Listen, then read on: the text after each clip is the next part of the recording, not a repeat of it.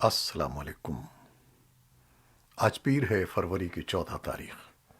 پاکستان میں سر شام کے 7، بھارت میں 7:30 اور یہاں ہمارے اسٹوڈیوز کی گھڑیوں میں صبح کے 9 بج رہے ہیں۔ وائس آف امریکہ واشنگٹن کی اردو سروس سے میں ہوں خالد حمید، خبروں کے ایک بلٹن کے ساتھ۔ امریکہ کے صدر جو بائیڈن نے جمعے کو ایک ایگزیکٹو آرڈر پر دستخط کیے تھے، جس کے تحت امریکی حکومت کی جانب سے افغانستان کے مرکزی بینک کے منجمد کیے جانے والے $7 ارب کے اثاثے 2 برابر حصوں میں تقسیم کر دیے جائیں گے۔ حکم نامے میں امریکی مالیاتی اداروں سے کہا گیا ہے کہ وہ منجمد اثاثوں میں سے $3.5 ارب اقوام متحدہ کی زیر نگرانی ایک ٹرسٹ فنڈ میں منتقل کریں، جسے افغان عوام کی امداد اور انہیں بنیادی ضروریات کی فراہمی کے لیے استعمال کیا جائے گا۔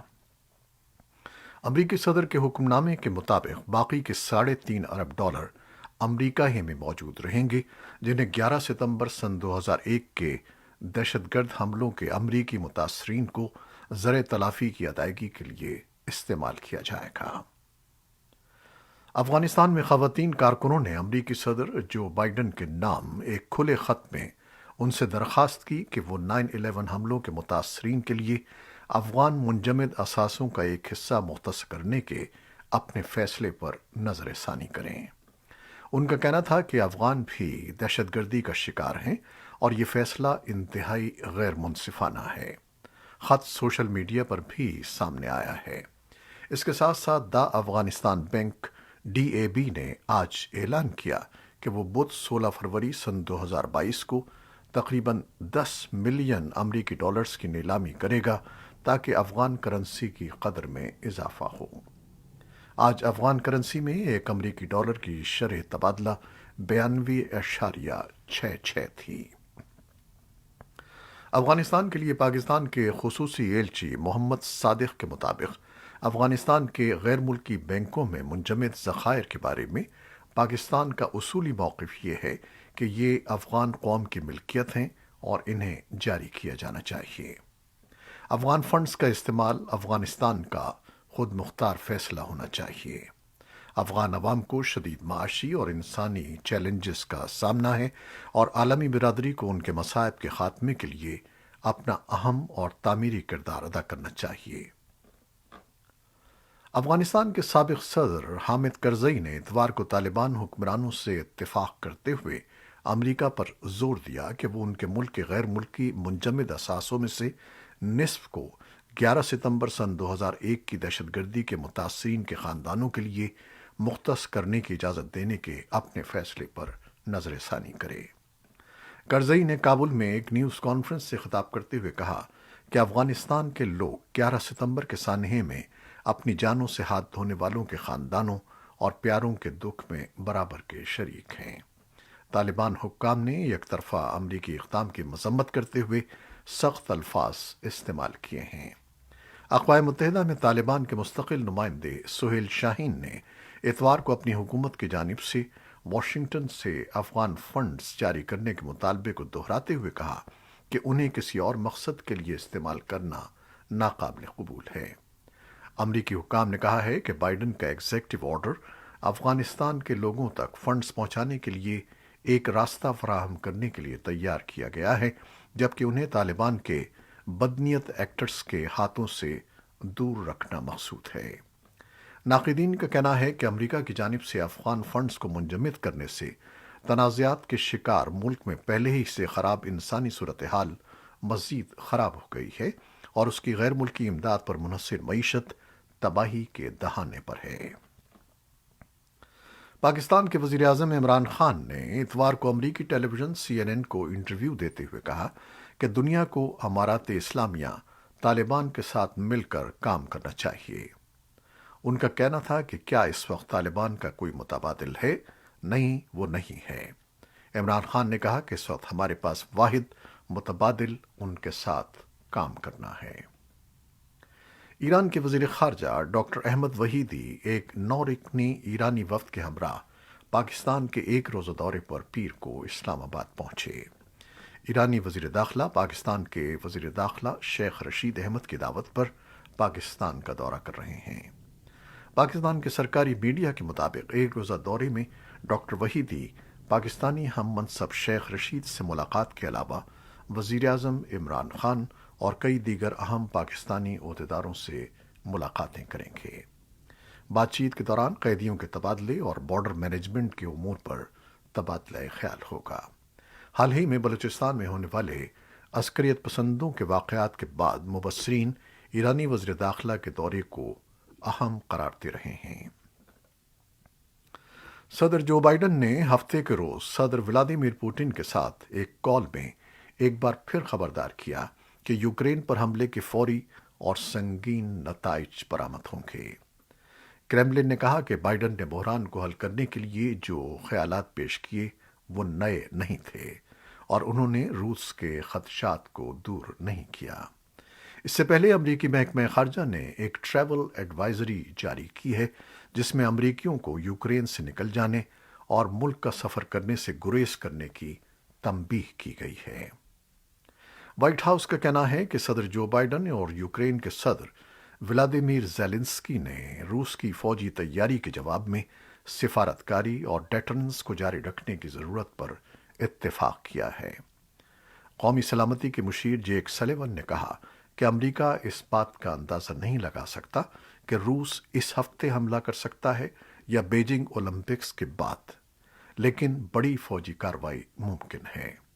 امریکہ نے کیف میں اپنا سفارت خانہ بند کر دیا ہے اور اپنے زیادہ تر عملے کو نکال لیا ہے۔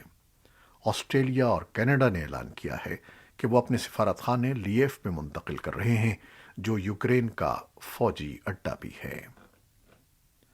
یوکرین کے صدر ولادیمیر زیلنسکی آج پیر کو کیف میں جرمن چانسلر آلف شولز سے بات چیت کر رہے ہیں، جبکہ مغربی رہنما روسی حملے کے خدشے کے تناظر میں یوکرین کے ساتھ اظہار یکجہتی کر رہے ہیں۔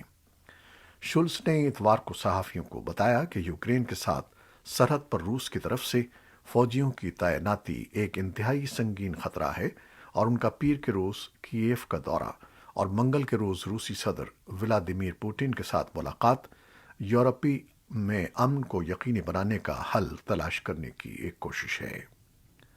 یوکرین نے اتوار کے روز درخواست کی کہ روس اور یورپ میں سلامتی اور تعاون کی تنظیم OSCE کے دیگر ارکان 2 دن کے اندر ایک اجلاس میں روسی فوجیوں کی نقل و حرکت پر تبادلہ خیال کریں گے۔ یوکرین کے وزیر خارجہ دمیتری کولیبا نے ٹویٹ کیا کہ اگر روس OSCE کی سلامتی کے ناقابل تقسیم ہونے کے بارے میں بات کرتا ہے تو اسے کشیدگی کو کم کرنے اور سب کے لیے سلامتی کو یقینی بنانے کے لیے فوجی شفافیت کے لیے اپنی وابستگی کو پورا کرنا چاہیے۔ USCE میں امریکی مشن نے اپنی حمایت کا اظہار کرتے ہوئے اپنے پیغام میں کہا کہ اب شفافیت کا وقت آ گیا ہے۔ ادھر روس نے یوکرین پر حملہ کرنے کے کسی منصوبے کی تردید کی ہے۔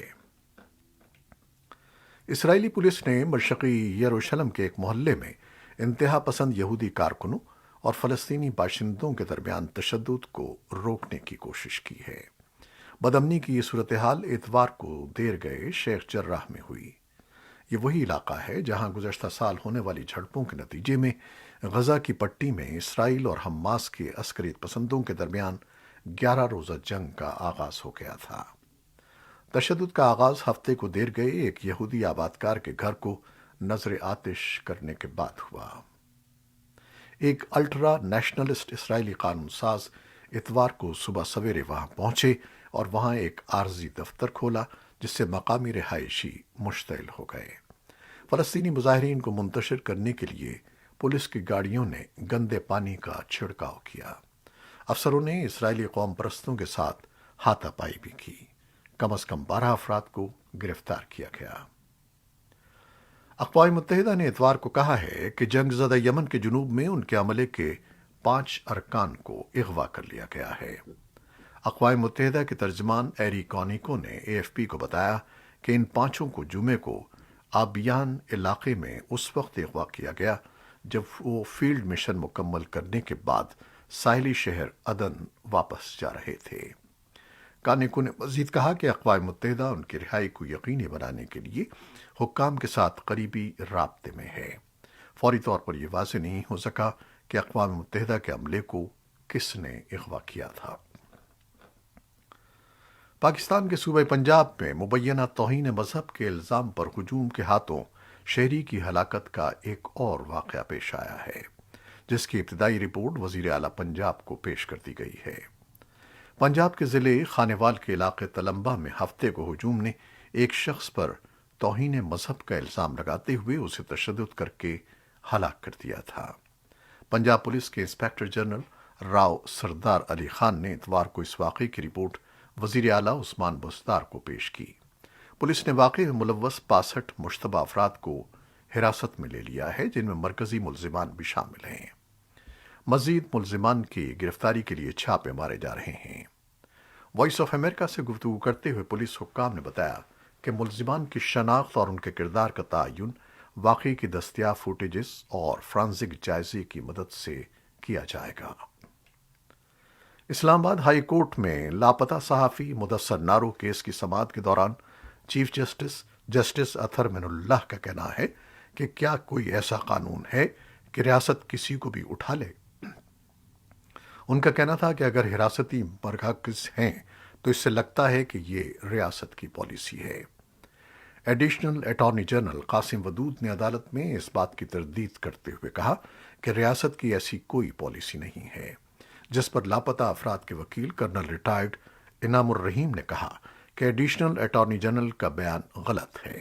ملک میں ابھی 2252 افراد لاپتہ ہیں۔ مدثر نارو کیس کی سماعت کے دوران عدالت نے جبری گمشدگیوں کے کمیشن کو آئندہ سماعت سے قبل رپورٹ جمع کرانے کا حکم دیتے ہوئے کیس کی سماعت 28 فروری تک ملتوی کر دی۔ عدالت نے اٹارنی جنرل کو آئندہ سماعت پر پیش ہو کر معاونت کی ہدایت بھی کی ہے۔ خیبر پختونخوا کے 17 اضلاع میں بلدیاتی انتخابات کا پہلا مرحلہ اتوار کو مکمل ہوا اور غیر سرکاری اور غیر حتمی نتائج کے مطابق 19 دسمبر کی نسبت 13 فروری کو ہونے والے انتخابات میں حکمراں جماعت پاکستان تحریک انصاف کی مقبولیت میں اضافہ دیکھنے میں آ رہا ہے۔ اتوار کے روز ہونے والے انتخابات میں حکمراں جماعت کے امیدوار ڈیرہ اسماعیل خان کے سٹی میئر سمیت 4 اہم عہدوں پر کامیاب ہوئے ہیں۔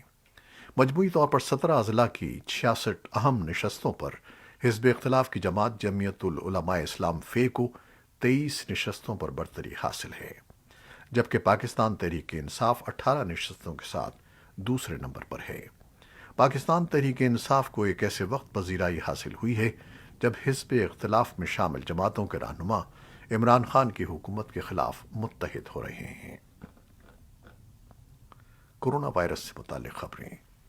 بھارت کی ایک دوا ساز کمپنی نے دعویٰ کیا ہے کہ اس نے کورونا وائرس کو پھیپھڑوں تک پہنچنے سے روکنے والا ایک نیزل اسپرے تیار کیا ہے جو بزرگوں اور کم قوت مدافعت رکھنے والے افراد کے لیے فائدہ مند ہے۔ بھارتی ذرائع ابلاغ کی رپورٹس کے مطابق بھارتی دوا ساز کمپنی گلین مارک نے Canadian company sanitizer research and development کے اشتراک سے فیبی اسپرے کے نام سے نیزل اسپرے تیار کیا ہے۔ کمپنی کا دعویٰ ہے کہ اس نیزل اسپرے کو لانچ کرنے سے قبل کورونا سے متاثرہ 306 افراد پر فیز 3 کلینکل ٹرائلز کیے گئے، جس میں ثابت ہوا کہ یہ اسپرے ان بالغ مریضوں کے لیے فائدہ مند تھا جو ہسپتال میں زیر علاج نہیں تھے۔ فرانس میں رواں ماہ 28 فروری سے کورونا وائرس کے سبب نافذ کردہ پابندیوں میں نرمی کرتے ہوئے انڈور تقریبات میں فیس ماسک کی پابندی ختم کرنے کا اعلان کر دیا گیا ہے۔ وزارت صحت کا کہنا ہے کہ ملک میں کورونا کیسز میں مسلسل کمی آ رہی ہے۔ امریکہ اور کینیڈا کے درمیان مصروف ترین بارڈر کراسنگ ایک ہفتے بند رہنے کے بعد دوبارہ کھل گئی ہے، جو کووڈ پابندیوں پر احتجاج کے نتیجے میں بند تھی۔ کینیڈا کے حکام دارالحکومت آٹوا میں ایک بڑے مظاہرے پر کارروائی نہیں کر رہے۔ ڈیٹرائٹ انٹرنیشنل برج کمپنی نے اتوار کو دیر گئے ایک بیان میں کہا کہ ایمبیسڈر برج اب مکمل طور پر کھلا ہے، جس سے کینیڈا اور امریکی معیشتوں کے درمیان تجارتی نقل و حرکت آزادانہ طور پر شروع ہو سکتی ہے۔ کینیڈا کی طرف سے ناکہ بندی نے دونوں ممالک میں کاروبار کو متاثر کیا تھا۔ بین الاقوامی ایٹمی توانائی ایجنسی کی ایک ٹیم جاپان کے تباہ شدہ فوکوشیما جوہری پلانٹ سے ٹریٹ شدہ تابکار پانی کو سمندر میں چھوڑنے کے اپنے منصوبے کا جائزہ لے رہی ہے۔ जापान को उम्मीद है कि आईएईए का मिशन ये इत्मीनान पैदा करेगा कि मंसूबा महफूज है। मकामी बाशिंदे और पड़ोसी मुल्क चीन और जनूबी कोरिया इस मंसूबे की मुखालिफत करते हैं। आलूदा पानी अब टैंकों में जखीरा किया जा रहा है, लेकिन हुक्काम का कहना है कि उसे हटाने की ज़रूरत है ताकि तबाहशुदा प्लांट को ख़त्म किया जा सके। मंसूबा ये है कि सन 2023 से पानी को मज़ीद ट्रीटमेंट के बाद आहिस्ता आहिस्ता समंदर में छोड़ा जाए। ये थी वो खबरें जो फेसबुक लाइव पर हमने आपके लिए पेश की। हमारी वेबसाइट, यूट्यूब और पॉडकास्ट पर यह बुलेटिन पोस्ट कर दिया जाता है। आप हमारे बुलेटिन को शेयर करते हैं और कमेंट्स में अपनी दुआओं और मोहब्बतों का इजहार करते हैं, जिसके लिए हम आपके शुक्रगुजार हैं। अपनी इन मोहब्बतों को जारी रखिएगा। खालिद हमीद अब इजाज़त चाहता है। अल्लाह हाफिज़।